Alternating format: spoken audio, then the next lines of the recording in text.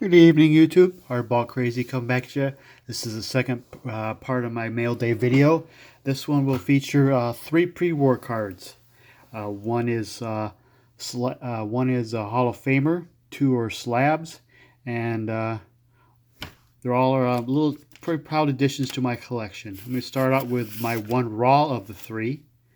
Is part of the Monster, 1909 to 1911 T206. Everybody's familiar with. This is a former Tiger, George Moriarty, third base with the Detroit Tigers. This is the Piedmont 350 back. Got it at a pretty good price. If you don't know who George Moriarty is, he's quite the bio on him. He was a third baseman of the Tigers. Even despite his size, he was a little bigger than the average player of the day. He was not known for his hitting. He was known for stealing home quite well and quite proficiently. Even was a poem written about him, "Don't Die at Third," Moriarty. At the time, that poem was more popular than "Take Me Out to the Ball Game," and also more popular than the "Tigers to Ever's a Chance" poem. He also was known not to turn down a fight.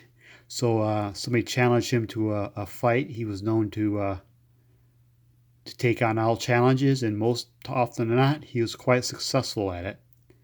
His post-playing days became an umpire. Um, he was also considered one of the best AL umpires of the era. His players depend on it. Midway through his umpiring career, became a Detroit Tiger manager.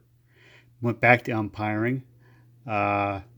He once, during the World Series and as an umpire against the Cubs and Tigers, the Cubs players on the bench was mercifully heckling Hank Greenberg, and Moriarty would not have any more of it, so they kicked off. He threw out like three or four guys off the Cubs bench off the game, and post umpiring career became a Detroit Tiger scout. He was known. One of his top players he signed, was scouted, was Tiger All Star Harvey Keene. I showcased him on my Harvey Keene in my Red Heart card. So he is also, at the time, it's known as writing some popular song lyrics. So there you have it, George Moriarty, Tiger Scout, Major League umpire, Tiger manager, Tiger player, all into one. One other thing about Moriarty, a little tidbit, is that he is the grandfather of actor Michael Moriarty of Law and Order fame. A little fun fact there. Second one is another as a teammate of George Moriarty, the 1909 World Series team of Detroit Tigers. That team lost to the Honus Wagner, the Pirates, that year. Is the shortstop of that team, Mr. Owen Donnie Bush. This is the 1911 M16 Sporting Life, PSA 5. The Sporting Life was came out with set. They're competing against Sporting News and the publications, so they came out with a set of 12 players per week for 24 straight weeks. And by the time of the end of the year, they started running out of players, so they got into the minor leaguers. And so some of the later cards are a little more harder to find. This is Donnie Bush. Backs have three different variations. The Sporting Life advertisements. He was a shortstop with the team. He's considered one of the top defensive shortstops in the dead ball era. Still holds some AL records of putouts and assists and attempts and chances. Led the league, American League, in walks 5 times. In the decade of the 1910s, only players that score more runs than Bush was Tris Speaker, Ty Cobb, and Eddie Collins. Long-standing Tiger shortstop of the early the dead ball era. Post-playing days became a minor league manager, and one of his players was Ted Williams, the minor leagues, and Ted Williams credited Donnie Bush as helping him as a youngster. We had Owen Donnie Bush, fine shortstop back in the day. Not a Hall of Famer, but nice collection, my Tiger collection. It's now between Moriarty and Bush. I think I have now, and I also have this ace pitcher, George Mullen. That means I have 3 players for the 1909 World Series team, Detroit Tigers World Series team. Of course, I still need Ty Cobb, Sam Crawford, most notably, and manager Huey Jennings.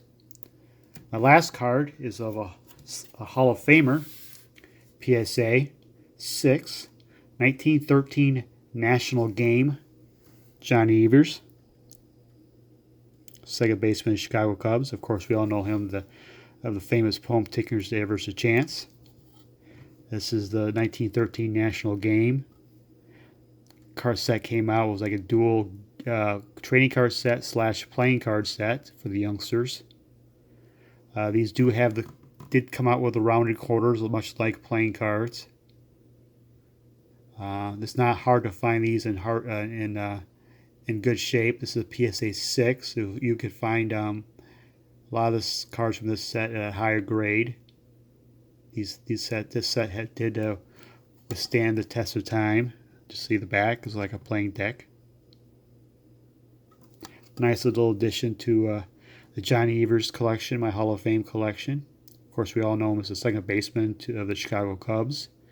He did play for other teams, including the Boston Braves, including the World Series champ 1914 Boston Braves. That was significant about that team is it's known as the Miracle Braves. That team had the biggest comeback. I still think it has a record. Biggest in-season comeback on the 4th of July.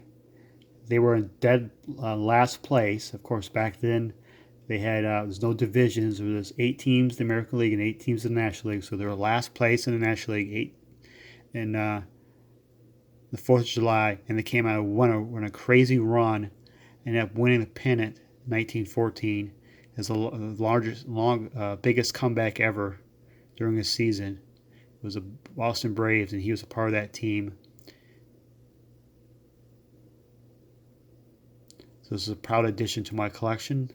I think he's the best of the 3 of Evers to Tickers a Chance, but I don't know officially, but this is what I kind of read up.